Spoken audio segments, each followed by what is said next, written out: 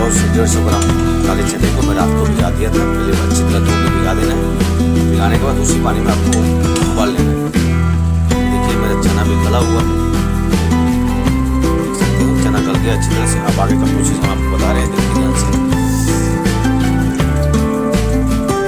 देखिए ये 5 से 6 कली लहसुन है, आपको अदरक ले लेना है। ये 2 प्याज है, 3 से 4 हरी मिर्ची ले लेना है। जितना तीखा खाते हैं उतना ले लेना है। लाल मिर्ची का पाउडर का मैं उपयोग भी करता हूँ। आप लोग करना चाहें तो हरी मिर्ची कम डालें, लाल मिर्ची थोड़ा ज़्यादा डाल सकते हैं। चलिए मैं आपको आगे का प्रोसेस बता रहा हूँ। आप लोग मेरे वीडियो को ध्यान से करिए। देख सकते हैं कि प्याज लहसुन अदरक इसको आपको इस तरीके से पीस लेना है। मिक्सी में पीस लेना है, ऐसी बट्टे में पीस लेना है। और इसमें आपको एक थोड़ा सा टमाटो पेस्ट लगेगा और 1 टमाटर।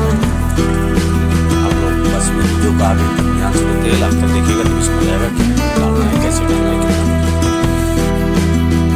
आपको 3 से 4 ऐसे हरी मिर्च ले लेना है साबुत। बीच से जीरा लगा देना है। उसके बाद देखिए मेरा तेल गर्म हो चुका है। इसमें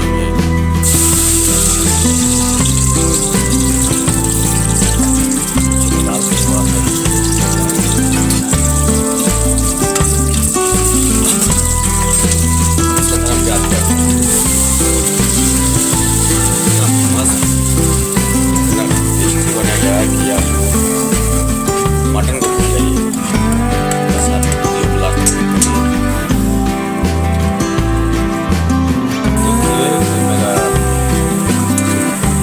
प्याज है का है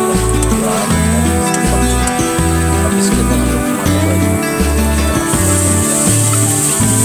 बॉयल करेंगे। नमक डाल करके लगाएंगे ताकि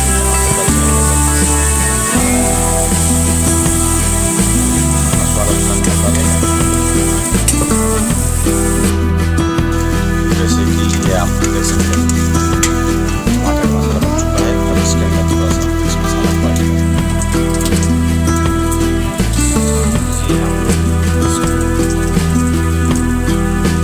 ऐड करेंगे, देख सकते हैं ना, इसको ऐड कर देंगे। थोड़ा सा और ऐड कर देंगे क्योंकि ये चीज़ें थोड़ा चटपटा होना चाहिए। अब इसके अंदर थोड़ा सा अपना ये देखिए, ये थोड़ा हल्दी डाल देंगे कलर के लिए। फिर से इसको सबको मिलकर मिलाकर पकाएंगे। ये तो हमारे चने का जो मसाला जो तैयार हो चुका है। इसके अंदर हम लोग चने को ऐड करके हम इसको अच्छी तरह पकाएंगे, मिलाएंगे, मसाला अच्छी तरह मिल जाए। तो देख सकते हैं कि चना में मसाला अच्छी तरह मिल चुका है। इसके अंदर थोड़ा पानी डालेंगे, थोड़ा सा पानी डालेंगे। पानी डाल के थोड़ा उबाल लेंगे। ज़्यादा पानी नहीं डालेंगे, थोड़ा सा पानी डालेंगे। चावल भी खा लें, खा लें।